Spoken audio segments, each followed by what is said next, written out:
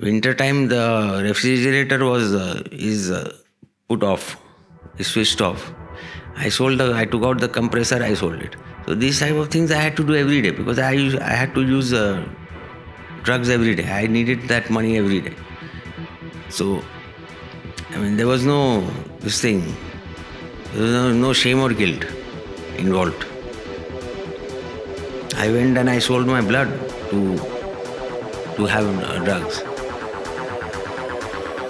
I tried to find someone who will buy my kidney. So these things were all part of the game.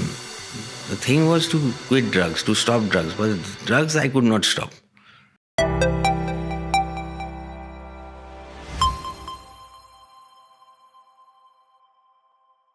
First of all, I will give my introduction. My name is Amir. I was born and brought up in Calcutta. So how I came to Siliguri is I'll tell about that a little later. First of all, I would like to elaborate about my childhood. When I was, as far as I can recollect, when I was a child, when I was young, about 4 or 5 years, that time I I can remember that I was a very disruptive child. I was very disruptive and very naughty. So, but people used to, my family members used to overlook it, saying that I'm just a child. But it was a bit too much. It was abnormal. When I think back upon those days, then I realized that it was abnormal. So this is how my childhood passed, with me doing all negative activities.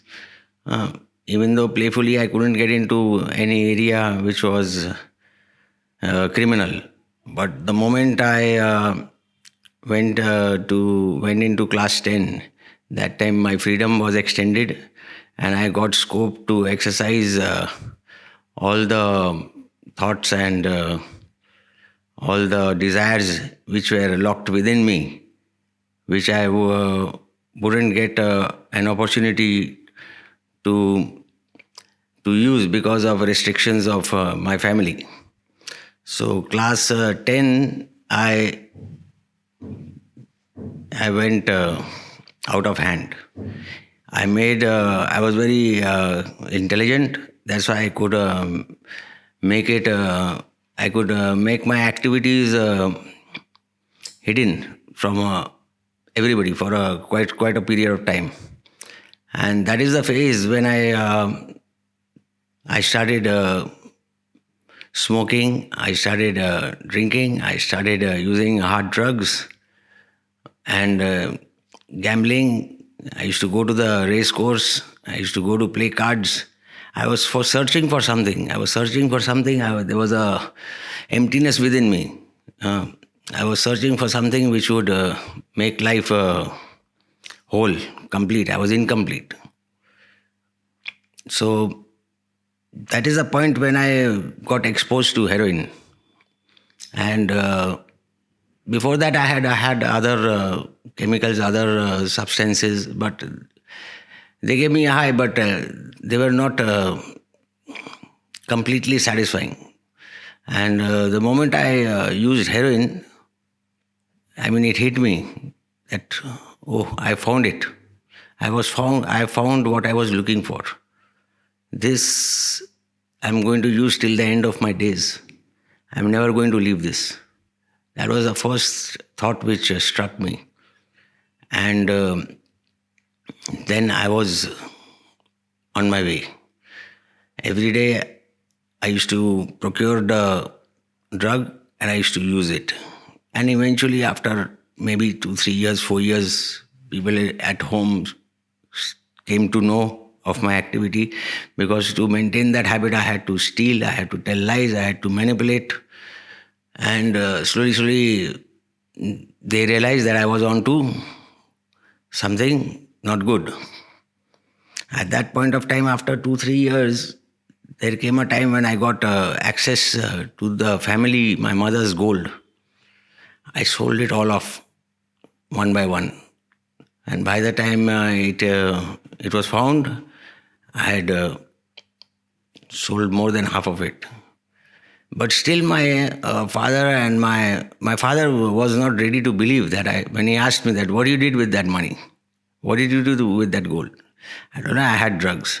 He was not willing to believe. He said, no, how can you have drugs worth 1 or 2 lakh rupees? At that time in 1980s, that time 2 lakh rupees was a big deal of money. So I said, no, it was drugs. So no, someone is blackmailing you. You have gambled it away. You are in some female's chakkar. What is it? But in the end, when I bought out my foil, the drug paraphernalia, then they started believing. Now they didn't tell me anything because it was like a bolt from the blue. So I got saved that first time. Now the thing was that how to make me get rid of that habit. So they started looking for options. But I didn't want to leave. I was quite comfortable. I had already decided that I'm going to use till the end of days. So they found out a nursing home. That nursing home was for mentally challenged people. That was a psychiatric center. And it was decided that I will be going to that nursing home for as many days as the doctor prescribes. And I had to go along because I was not earning, I was not independent. So whatever my parents said, I had to do that. But I knew that when I'll come out, I will sooner or maybe for some time I'll not give it a break. But then I'll again use. Life won't be complete without using drugs. So this was how my mental makeup was at that period of time when I was, say, 15, 20 years old. So I went to the nursing home. I had to go through the withdrawal. I came out when I was in withdrawal. That time I promised myself, no, I'll not have again. But the moment the withdrawal was over, as soon as I started getting my health back, my energy back, my spirit back, again I resolved that no, I'll give it a break for some time and then later on I will continue again. But this time I'll continue keeping in mind that I will not get hooked. I will manage it in such a way that I will not allow myself to get hooked. If I'm not hooked, I don't have to do stealing and lying. I can use for 2-3 days and then again stop for a week or two. Then again I'll use for 2-3 days, again I'll stop for a week or two. Okay, that didn't happen. After 2-3 days, it continued. At that time, I would like to say that at that time there were no support group in Calcutta. In Calcutta in the 80s, there were very few addicts, but in a few years that escalated because drugs was cheap, it was available, and slowly everyone started using. A lot of people started using, and but there were no treatment centers. There were nursing homes and there were mental asylums where there was no treatment except confinement. They used to lock us up and keep us for a few days. We would undergo the withdrawal, the after effect of the drug, and then again we would be back into the mainstream of society and start doing the same thing all over again. So I came to the belief that no one can leave drugs. Once you're hooked, it is for life. Even if you leave for a few days, again you start again. Again you have to start again. So that was the belief system which developed. Why I'm taking drugs, why I can't leave, why should I leave? Why should I leave? I knew that very well because let me give you a background of my family. My father, my parents, they were very upright and principled people. Because in turn, my grandfather, he was a politician and he was also very principled. Because of which he had a lot of goodwill and a lot of uh, good name. And those principles were inculcated in my father, and he practiced them. And as my father practiced them, I observed him. I observed him, and it was inculcated within me also. That's why I was in two boats. On the one side, I knew that what I was doing was wrong. It was not tenable. I would not be able to uh, take it along with me for long. Sooner or later, I'll have to give it up. But I was also a procrastinator. I used to delay everything. Okay, not this month, next month, not this year, next year. So at that point, my studies, my education, it took a backseat. I dropped out, always thinking that I'll give up drugs and I'll start again. I can do it. And as I said, I was quite average, quite intelligent, more than average.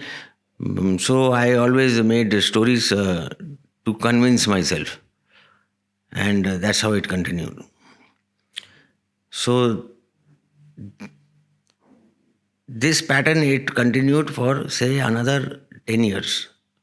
In 10 years, I devastated my family, my home, my family, because to continue with this habit, and slowly the drugs were getting more and more expensive. And people were coming to know that it is not a right thing, it should be stopped. But I still continued. I continued, and to sustain that habit, I had to continue stealing from the home. Because stealing from outside, the fear was that of getting caught, going to jail, getting beating. So that way, I was very clever. Why go through that risk when I can get easy money from the house? But that affected my whole family. Not financially, but psychologically.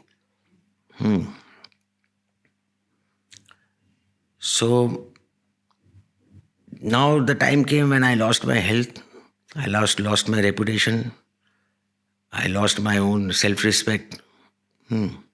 Now I started thinking, no, I need to get out of this, because there are other things in life also. Just initially, I had thought that I'll do drugs, and also I'll also do the other parts of life. But I could see that it would never be possible. Either you drugs or you do everything else. If you do the drugs, then you cannot do anything else.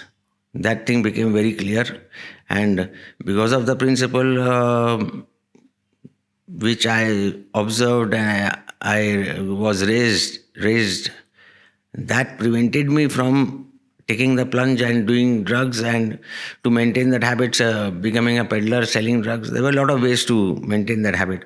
But my conscience, my family's name, my family's reputation, that did not allow me. So I was always in two boats. One, I wanted to use, and the second thing, I wanted to lead the life which my family wanted me to, and which also I wanted myself to. But the moment I would stop for a few days, then again this thought used to come, okay, one day only, just for today. Just one day I'll use, and then again I will stop it I'll not use again. But that never happened. That never happens with anybody. So after this, then slowly,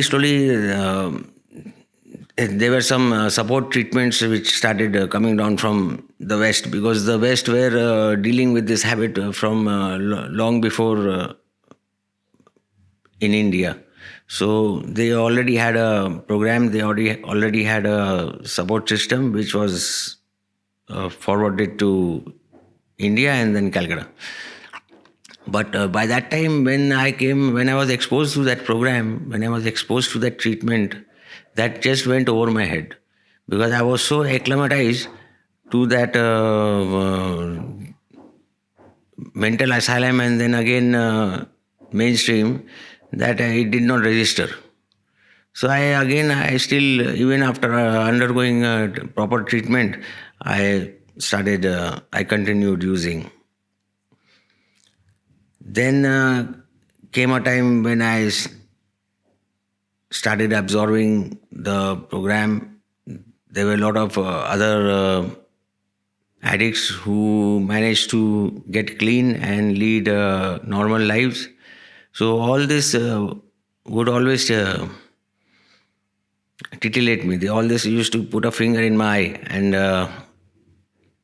show me that, see, people are doing it and you are unable to do it. So you don't have any excuses. So then I started taking more effort of getting out of this habit. But I don't know, because there was some abnormality within me, or because I was a very desperate person, or because I had a different temperament. I eventually, however much effort I would give, I would not get out of it. Maybe for 2 months, 3 months, 6 months, I used to stop, but then I used to again restart. So now this duration of say 10, 15 years. My father, he had a small workshop. He had a small business and he used to manufacture novelty and gift items. He used to always take me to his workshop. When I dropped out of school, then he said, okay, then you start working, because that's how you're going to earn money and eat. So he used to take me to the workshop. And I was compelled to go to the workshop. Plus, I used to think I used to think that I should go to the workshop, because this is what I have to do after my father. And when I used to go to the workshop, I used to have access to the money, because my father was not present over there all the time. He had to go to the market. He had to go to meet clients. So I was the boss over there in his absence. So I had access to the money. And whenever I used to not get enough money from other means, then I used to just take it from the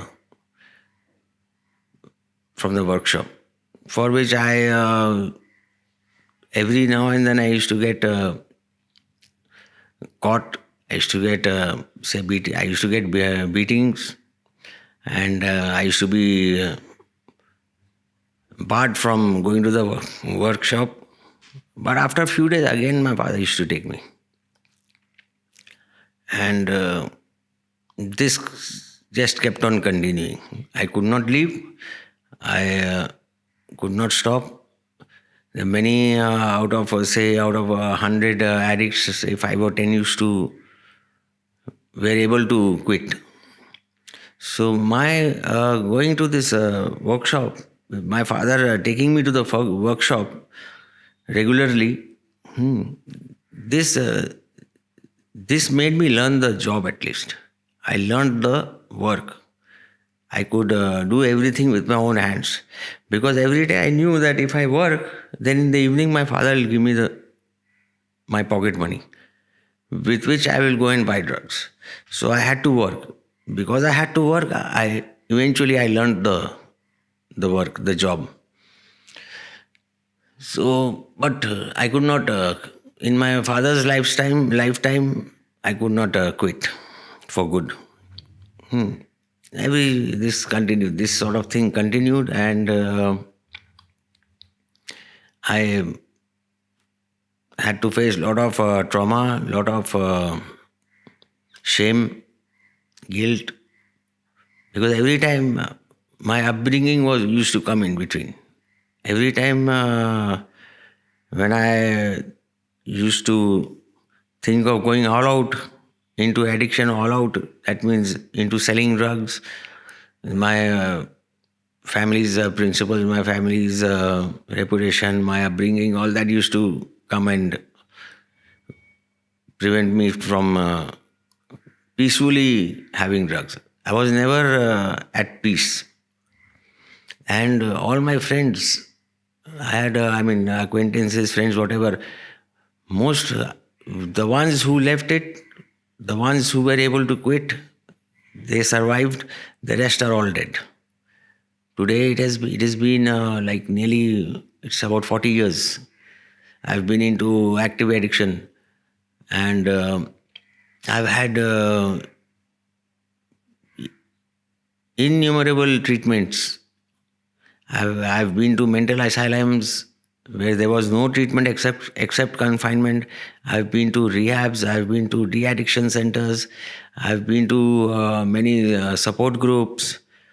So even though I failed in quitting for a considerable period of time, but I have been able to accumulate all the information, all the knowledge, the experience of my life, of these exposures, and to maintain my life.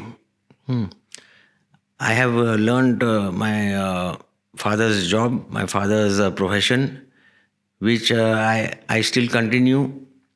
I at a After my father passed away, I because of my addiction, I was slowly I disposed of my father's workshop, my father's flat, my father's bank balance, my father's assets. They all finished one by one, and in the end, I was left with nothing. In I think 2008, I was left with nothing. I had no money. I had already married. I had a son in 2008 who was, I think, about 7 years old, and I had no place to go. I had no house. A couple of years back, I had sold my flat, and I that whatever my share was, about 3-4 lakh, that took me 2 years to finish. So 2008 December, I had not a single penny, and that is the time when I landed in Siliguri. I came to Siliguri with just 16 rupees in my pocket. So I cleaned out, and I decided that I will not use again. One thing I was very sure of, that if I don't use, I can do anything. I will be able to survive. I'll be able to manage. I'll be able to make it big also. That time I was, I think, maybe 42, 43 years old. So I cleaned out in Siliguri, and I started working. And I worked from just, my first pay was 1,500 rupees a month. I started from there. Then slowly, I started making, in 6 months, 1 year, I started making, say, good money, enough to sustain my family. Then I brought my wife down over here, and we started living in Siliguri. Then in about a year and a half, I felt that I'm all right. I'm never going to use heroin again. So, but I can use alcohol. Alcohol has never been a problem for me. I've never used alcohol in the past. Maybe once or twice I've tasted it, but I've never been hooked to it. I can use. After a whole day's work, I need some relaxation in the evening. So I'll just have a peg or two just to give me a good night's sleep. And this is how I was able to manipulate myself. And I started alcohol. I started drinking in the evening. So it was very fine for about 6-8 months. Then after that, what happened? That evening drink, it started in the morning. And the moment it started in the morning, I was unable to face any of my clients. I could not go to the market, because if I use drugs, if I use heroin, I can go and face people. But after drinking, I cannot. No one can go and meet normal people early in the morning. That drinking started at 4 o'clock, 5 o'clock in the morning. And it continued throughout the day till I blacked out many times. I used to black out, again I used to get up and drink, and again I used to black out. That was the cycle I got myself into. The things which I never did while using hard drugs, those things happened with me while using alcohol in a matter of 6 months. Now again, that same old pattern of going to for treatment started for alcohol now. Before it was for heroin, now it was for alcohol. So again, I was in back to square one. Whatever clients I had got, slowly, I started letting them down. I started letting, and they gave me a few chances, but I was not able to get back on my feet again. Then that again it continued. After 1.5 years of remaining clean, I was back to square one. And it continued till, say, I think 2 years back. Since 2 years back, that pattern, I tried many times going into treatment, quitting, but I failed all the time. Every time I failed. Every time after some time, I would start again. From alcohol, it again went back to heroin. One thing more I would like to add. This was I think 2000 2001. 2001 it was, and I was in a rehabilitation for about 8 months. I was 8 months clean. I was confined, and I was waiting to go out at some time or the other and start life afresh. After 8 months, the director he called me and he said, "Son, I'm going to tell you something, and it's very devastating news, but you have to remain strong. Your father has expired. Your father has expired, and I want you to go home and finish off with the last rites and come back by evening. Come back by evening." I went blank. I went blank. And I just thought that, okay, I'll go and do it. I said, "Uncle, you don't have to worry. I'll go in one piece and I'll come back all right." But my back of the mind, it had started. What had started was that today, after 8 months, I can use. Today, after 8 months of remaining clean, because my father has passed away, today I have got full reason and permission to use. Today I can use. Now later when I went and I used, the first thing I went out of when I was left from the rehabilitation unaccompanied by anyone, the first thing I did was I went and arranged some money and I used. And then I went to my father's. Then I went home. I found that my father was there. He was lying down with a sheet covering his body, but I could not feel anything. Because I used, I was numb. I had become numb. All the feelings which should have been there were not there. I was just going through the motions automatically, and I still had half the packet of drugs in my pocket. And the only thought which was going in my mind was that how fast can I finish all this so that on the way back I will use again. So later on, whenever I'm clean, whenever I stop using, I feel very ashamed. I feel very disgusted with myself that under such an occasion I could not do justice to the person who stood by me all throughout my addiction. I never gave him any sort of support or help or companionship, and till this day I have a regret. I feel remorse that there were so many things which I could not talk with my father. I could not talk with him about life. I could not talk with him about death. I could not talk with him about marriage, about children. There's so many things I want to talk with him about, but it's not possible anymore. I've missed the chance. Now whenever I'm alone, whenever I'm unable to sleep, and whenever this thought comes in my mind, I feel very incomplete. I feel very. I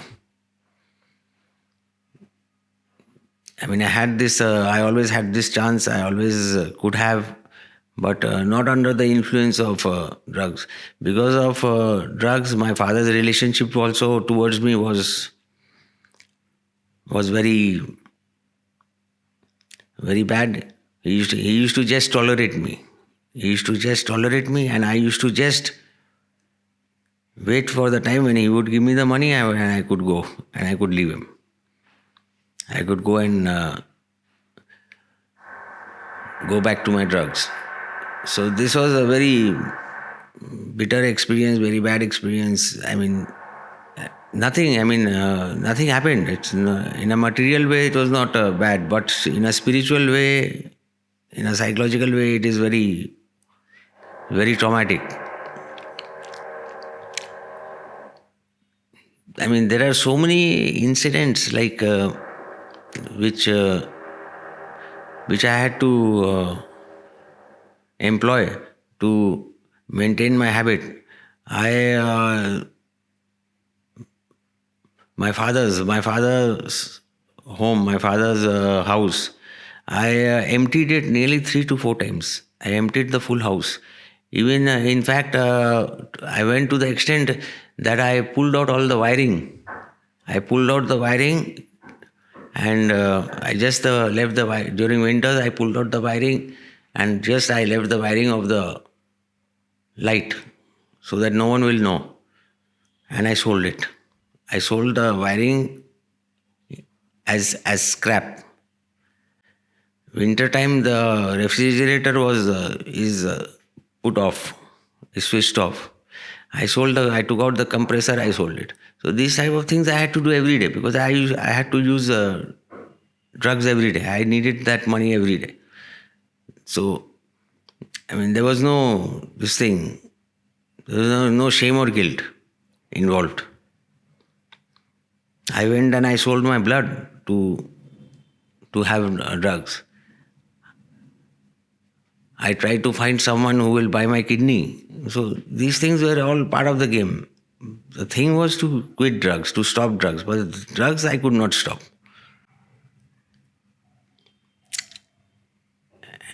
And it is not a matter of will also. What I learned, it's not a matter of will. I've got so much of willpower, that the whole world was against me. But still I was able to be in conflict with everybody's will. And I won. I always won. I always was able to get out of any situation, maybe after 15 days, maybe after 1 month, maybe after 1 year. But I went back and did what I wanted to do. The only area where my father lost in his life, he was very successful person. Very successful. Not materially, but in any other way. He had everything. He had a reputation, he had goodwill, and people used to respect him. What I believe that more than love, it is respect which counts. My family, they love me, but they don't respect me. Both my wife, my son, both of them, they tolerate me because they love me. But one thing I know, they do not respect me because I have never earned their respect. I have never been consistent in anything. And in front of me, nearly 1,000 addicts, they died. I don't know why I survived. That is only a miracle. That's a miracle that I survived, and it's only by God's grace. Because I should have died 1,000 times. I know. Today I find there is meaning in life. I don't. I don't make a lot of money, but I make enough to sustain myself. Even though I can't. At the end of the day, I can't save anything, and I'm not. I'm not the one to save anything. I never think about tomorrow. That has been my pattern. But things are nice. I've people they call me, people they remember me, people they invite me. I can go to anybody's. I can go to anybody, and I'll be accepted. That that is a belief that I believe. I believe that, and it's a fact also, because I have not done anybody any wrong. I have only wasted myself, my time, and my family members have hurt a lot. They eventually they are not there anymore. My parents they passed away, and my my extended family, my relatives, they want me to keep away, and I'm happy with that situation. I don't have anything to give them, and that's how things are continuing. I my objective now is to extend, to convey my experiences to as many new addicts as possible. Newcomers who are just getting into addiction, they need to know the consequences. They need to know the consequences not through the written book. They need to know the consequences to someone who's living and in front of them. And that is what I do, and that is because of that only I'm given some import. I'm given respect. I'm lot of youngsters who get out of it. Say maybe after 4 5 years, I meet them and they say because you told us this, that's why I was able to quit. That's why I started thinking. It made me think, and that is the